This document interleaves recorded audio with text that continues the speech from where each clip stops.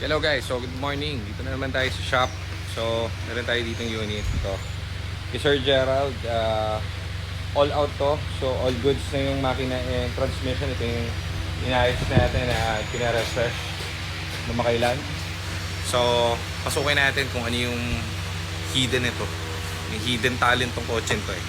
Nung binili namin ito, may hidden talent. Ito. Pakita ko sa inyo. So, dati guys, ito binili namin kasi nga sira yung engine ito. Hindi naman sira, gumagana naman pero may something eh. May something yung engine kaya ang nangyari yung nagbenta ng neto kay sir, dinaya na lang yung mga gauge para hindi siya naka-check engine, hindi naka-ABS, hindi naka-indicate yung mga ilaw. Kasi kung pagagawa niya yun, ang mangyayari doon eh mahal yon. So syempre kalokohan nung nagbenta o tinanggal lahat ng ilaw. Ito naman si sir, wala naman siya alam sa kotse, binili naman. Kasi maandar eh. Parang ganon. So ngayon, dahil gawa na yung engine niya, gawa na rin yung tranny. Ito yung binlog ko nung yesterday. Nagawa na natin lahat ng dapat gawin. Check na natin. Start muna natin para makita nyo. Yan na. Tining na ng makina. Yan. So, ang gawin natin, park light natin. Pak. Walang ilaw oh. Nakapatay lahat. Kita nyo? Pailawin natin yung gauge test niya. Tignan natin kung... Sep, papindot nga to, Sep. Makisuyo. Buksan mo nga yung test. Pakipindot. Ano ba? Pakipindot yung test. Yung pang temp. Ay. Ito. Taga, mali. Temp. Okay. Check natin yung ilaw. Ito, nahiya pa. Nagtira pa ng ilaw. Ano? Yung... Okay, yung gauge lang. Hindi, yung gauge lang. Yan. Magpas eh. Yung LED natin. LED. So ngayon, ito, ayos na. Ayos na yung engine, ayos na yung tranny. So, bubuhayin na natin to ngayon. So, may mga gumagawa na yun, nagpapatay ng gauge. Kasi ayaw nilang makita syempre nung buyer na may problem yung unit nila. Parang ganon. Ayan, nakali-LED na. Tignan nyo yung nakabukas na hiya pa yung ano, nahiya pa yung tawag ditong nagpatay. So walang check engine, walang ABS, walang everything oh. 'Di ba? So hindi mo nga malalaman kung sira tong kotse kasi pinatay nila yung ilaw. Kailangan mo lang talaga siya pasukan ng OBD just to test. So ang gagawin natin ngayon dahil buhay na nga yung tranny nito at engine, may binili na tayong another gauge. Kasi hindi yan basta pinapatay dyan. May program na kinakabit dyan sa mismong gauge. So naka-install niya siya dyan. Mas mahirap pang tanggalin yung program niyan. So mas madali bumili ng gauge na lang. So bumili kami ng bagong gauge. Same na gauge niya. Tapos hindi naman nasi-save dito yung odometer. So same yung odometer niyan. Papasok dito kapag in-install. Parang ganun ang logic niyan. So tara, kabit na muna natin to. Tapos all good sa tong kay sir. Tignan nyo naman manakbo yung makina. Pabukas nga ako ng hood sa pakisuyo. So, dumating sa atin to, nauwi ni Jad to. Ito yung galing Laguna, guys. So, eto, kakatapos lang yung i-detail. Request nung bumili. Actually, sira pa to. Binili na agad to ni Sir Gerald. So, yan. Ito na yung engine ngayon. 0-0 ulit yung engine yan. Kita nyo naman, walang tagas yan.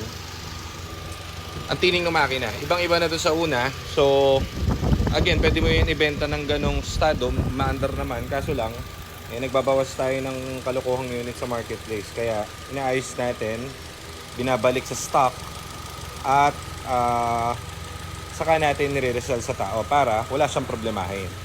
Ano, maganda ba ito, John? Opo, tapos na po ito ma-detail, Sir Gerald. Yun, Sir Gerald dyan. Goods.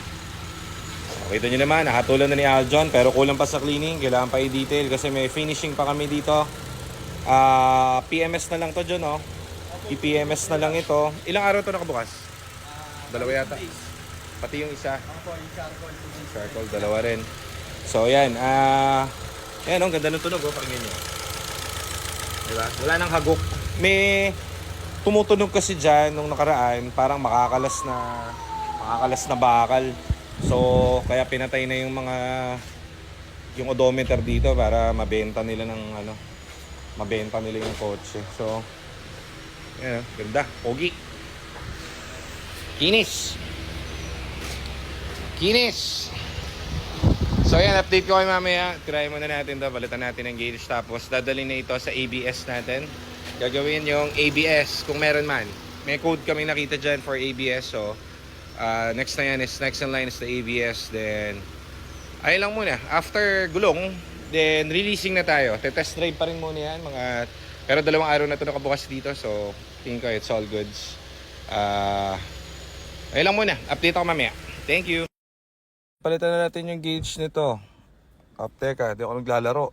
Kinonvert ko lang to. Wala na kasi akong laptop na... Okay, pwede na rin to. Itong laruan ko. Hindi tayo mag-program.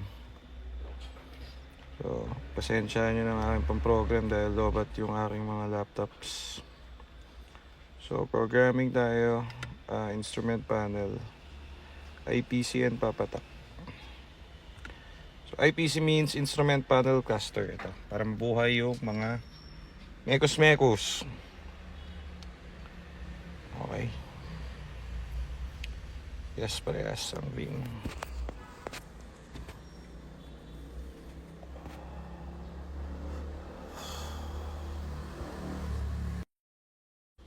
So, hindi agad pinapasok kasi yung module. Ito yung papalit natin bago. So, hindi yan agad pwedeng ipasok dyan na parang Toyota na salpak mo gagana na. Hindi. Lahat yan nakaprogram kailangan. So, ito pinapa-install nyo na sa atin yung isang module nang nakabukas yung engine. So, tara, kabit natin.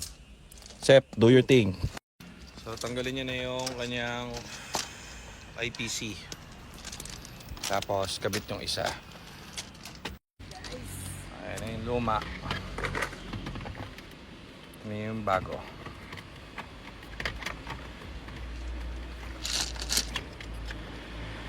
So, nakabit na natin. So, ayan. Paprogram na siya. In-install niya na yung bagong gauge. Ito yung lumang gauge na nakapatay. Ito yung bago. Ang dami na ilaw. Okay. So, ganun. All clear. Successful yung install natin. So, tandaan nyo, hindi yun agad kinakabit-kabit. Kasi, hindi nyo na mabubuksan ulit yung kotse nyo pag nagkamali kayo. Okay. So, ganun siya. Yan. On.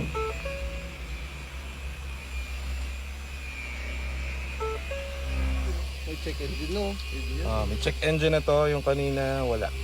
May EBS na rin and may skid. Kompleto na ang ilaw. Successful. So, ganun dapat. So, ayan. Hindi lang panlaro yung aking ito. Pang-program team. Ayos. Si Joseph, Jared, si Nico. O, yan. Kita mo naman. So, ito na yung ano natin. Malapit na ma-finish product. Tignan nyo naman. Binabalik sa stock yan.